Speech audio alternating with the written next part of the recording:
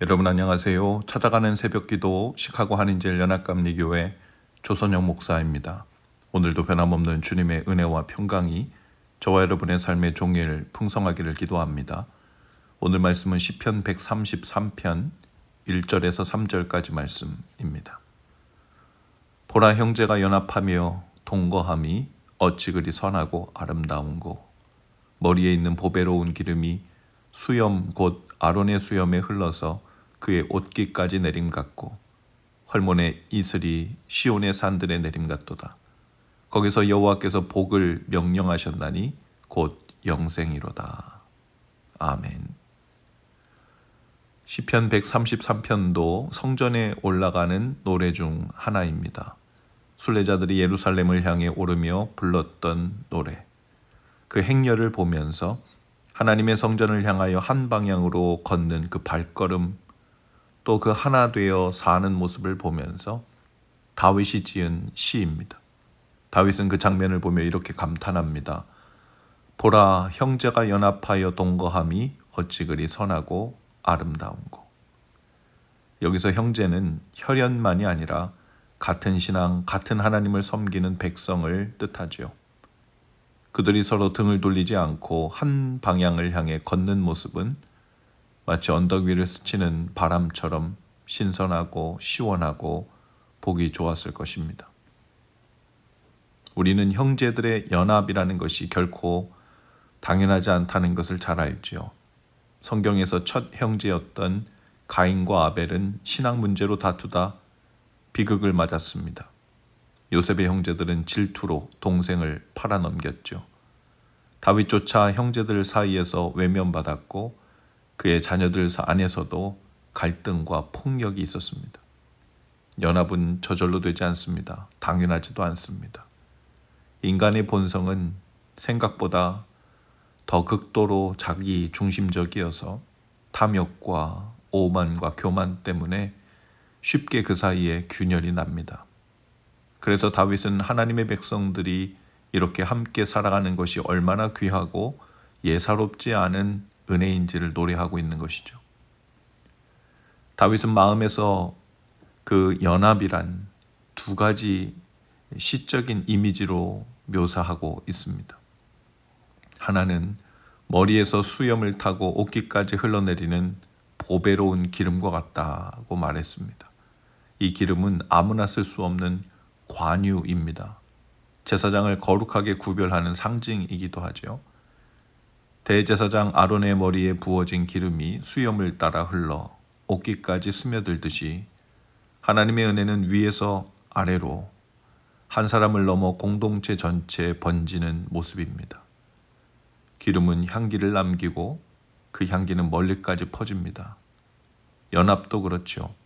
한 사람의 마음에 시작된 하나님의 마음이 그 사랑과 용서가 점차 공동체를 적십니다. 여러 사람이 모였다고 공동체 다이나믹이 또 그 연합이란 것이 이루어지지 못한다는 것이죠. 거기에는 누군가 하나님의 마음을 품고 공동체를 혹은 형제와 자매를 긍휼의 눈과 사랑의 마음으로 대하고 인내하고 자신을 낮추며 섬기는 일이 반드시 선행되어야 한다는 겁니다. 거기로부터 아름다운 공동체의 조각이 온몸에 기름이 서서히 흘러내리면서 덮듯 그 거룩함으로 번져갑니다. 우리가 바로 그 거룩함으로 기름 부음 받은 왕 같은 제사장들입니다. 믿음으로 의롭다 하심을 받았지만 삶에서는 예수님의 생명을 품은 자로서 그 거룩의 삶을 시작하고 그 거룩함을 번지게 하는 사명을 맡은 사람들이죠. 두 번째는 헐몬산의 이슬이 시온의 산들에 내림 같도다라고 했습니다. 해발 2800m가 넘는 이 헐몬산은 사시사철 이슬이 풍성합니다. 그 이슬은 요단강의 근원이 되고 메마른 땅을 적셔 생명을 틔웁니다. 높은 곳에서 시작된 생명의 물방울이 낮은 곳까지 내려가듯이 하나님의 복은 멀리서부터도 우리를 살립니다. 연합이란 바로 그런 이슬과 같이 메마른 관계들을 적시고 생명을 움트게 하죠. 마치 영원한 샘과 같은 예수님으로부터 그 생명과 생기를 공급받은 자들이 사는 모습입니다. 날마다 생기가 가득한 관계는 각자 생명의 근원이신 예수님과의 관계 속에서 흘러나와야 가능하죠. 그 생수를 공급받지 않고는 서로에게 생명이 흘러 들어갈 수가 없습니다. 흥미롭게도 성경은 연합하라라는 말보다 에베소서 4장 3절에 보면 성령이 하나 되게 하신 것을 힘써 지키라고 강조합니다. 연합은 인간이 만들어내는 작품이 아니라 하나님이 먼저 이루신 은혜이기 때문이죠. 성령 안에서 행할 때 연합은 자연스럽게 나타납니다. 우리의 몫은 그것을 보존하고 깨뜨리지 않는 것이죠. 연합은 서로의 성향이 맞아서가 아니라 모두가 하나님을 바라볼 때 이루어지는 것입니다.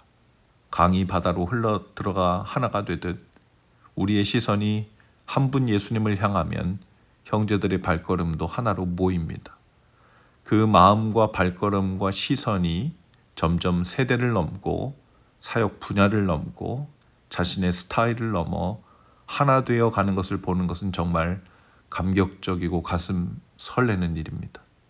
형제가 연합하여 함께 교회에 거하고 가정에 거하고 예배당에 거하고 주방에 거하고 성가대실에 거하고 어린이 부실에 거하고 이 얼마나 아름다운지 모릅니다.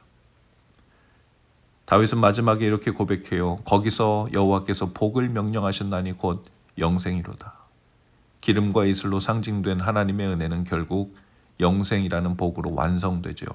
그 땅에서의 연합은 하나님 나라의 예고편입니다. 우리가 함께 예배하고 말씀을 나누고 서로를 세워주는 것은 단순한 친교가 아니라 영원한 생명 공동체를 연습하며 살아내는 일입니다. 사랑하는 여러분, 오늘 우리 안에 기름이 흘러내리듯 은혜가 스미고 헐몬의 이슬처럼 신선한 생명이 저와 여러분의 삶에 퍼져가기를 축복합니다. 하나님을 바라보는 그 자리에서 여호와께서 명령하신 영생의 복이 저와 여러분의 삶에 머물게 될 줄로 믿습니다. 기도하시겠습니다.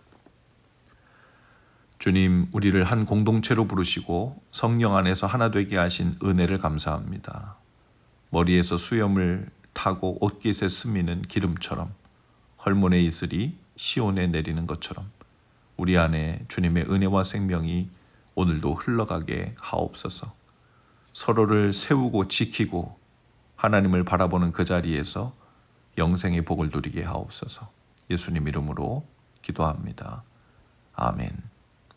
여러분, 오늘도 말씀 동행으로 화이팅입니다. 내일은 찾아오는 새벽 기도회로 교회에서 모입니다.